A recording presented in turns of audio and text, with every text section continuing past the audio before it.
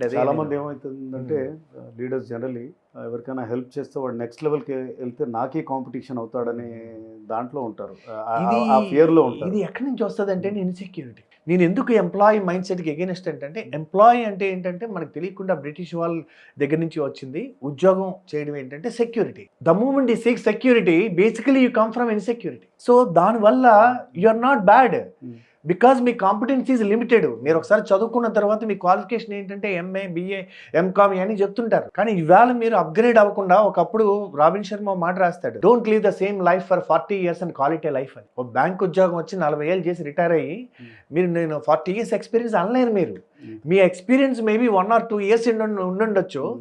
38 years you repeated whatever you have learn first few years. చిన్న చిన్న upgradation తప్ప transformation ఏది? So అందుకని I don't consider that is an experience.